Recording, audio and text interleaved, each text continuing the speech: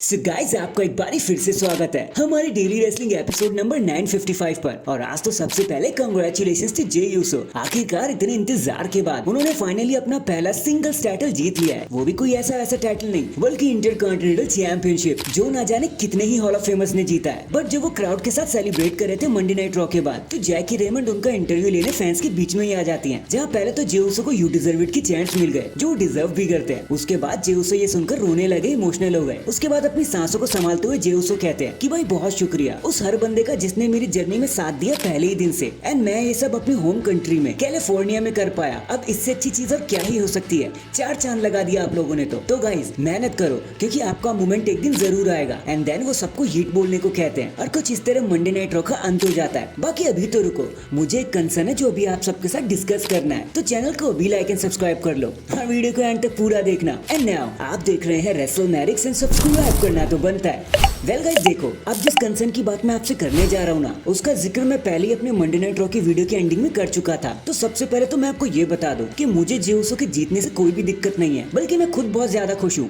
Finally उन्होंने कर दिखाया। बट मुझे उस बात से दिक्कत है जिस तरीके से ये चीज शेप ली गई।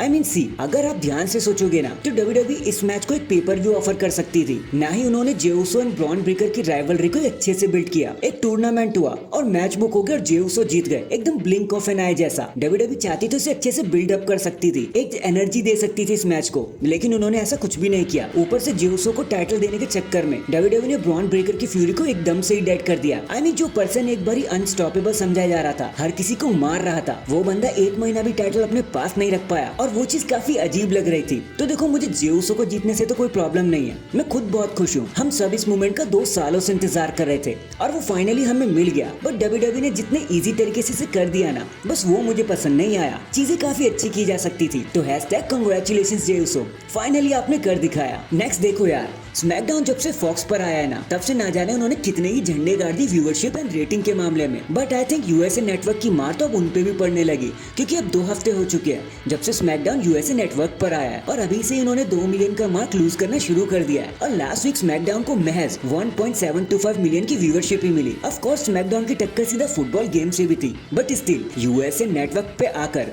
उनका भी हाल रॉ जैसा ही हो गया। एंड शायद इसीलिए रॉ भी उठकर नेटफ्लिक्स पर ही भाग गया। बाकी लेट्स सी अब आगे क्या होता है। हमारी तरफ से तो दोनों ही शो को ऑल द बेस्ट है। एंड फिर अगर रेटिंग एंड व्यूअरशिप की बात चली रही है, तो हम इस मंडे की मंडे नाइट रॉ को कैसे भूल सकते हैं। तो भले ही जे यूसो ने यहाँ पर अपना टाइटल जीत लिया, हम सब खुश हो गए हो, लेकिन रेटिंग लाना तो उनके बस का भी नहीं हुआ, क्योंकि मंडे नाइट रॉ को इस हफ्ते मिले महज 1.33 मिलियन की व्यूअरशिप, जो इसे हिस्ट्री का सबसे one of the lowest rated show भी बना देता है। बाकी स्टिल ऑल द बेस्ट यार डब्ल्यूडब्ल्यूई को एंड शोज को भी। एंड अब आप सबको समझ आ ही गया होगा कि डब्ल्यूडब्ल्यूई टीवी शो को छोड़कर नेटफ्लिक्स पर क्यों भाग गई। तो हैशटैग मंडे नाइट रॉ। इसके बाद देखो, इतना तो हम सभी जानते हैं कि आज हर wrestling fan Brock Lesnar the beast को मिस कर रहा है। कहीं ना कहीं उनको मन में बैठाए बैठा है। और एक सवाल मन में अभी भी उठा जा रहा है कि भाई ब्रॉक लेसनर कब वापस आएंगे। कहीं हमने उन्हें खो तो नहीं दिया, क्या वो सच में रिटर्न नहीं करने वाले। तो वी आर अफ्रेड कि अब हमें आपको बुरी खबर देनी ही होगी, क्योंकि आंसर है नहीं। लेसनर अब खुद रिटर्न नहीं करना चाहते, वो खुद को रिटायर मान चुके हैं। एंड अब एक लौता जो भरोसा है ना, वो नेटफ्लिक्स का ही है, या फिर एक समर स्लैम का, जो वो ब्रॉक लेसनर के होम टाउन में होगा। बस इन्हीं 2 डेट का आप भरोसा कर सकते हो, वरना तो भाई जयराम जी की ब्रॉक लेसनर की तरफ से। आई नो ये खबर काफी बुरी है, लेकिन अब सच यही है, हमें ये मान लेना होगा। Hashtag the beast Brock Lesnar. In the end अब जब बात खुली गई है, तो एक बार रोमन रेंस पर भी नजर मार ही लेते हैं। एक बार सोचते हैं कि जब वो रिटर्न कर ही चुके हैं, तो उनको अपना टाइटल रीमैच मिलेगा ही कब। सबसे बड़े नंबर 1 कंटेंडर तो वही है आफ्टर रेसलमेनिया एक्सएल, और अगर मिलेगा भी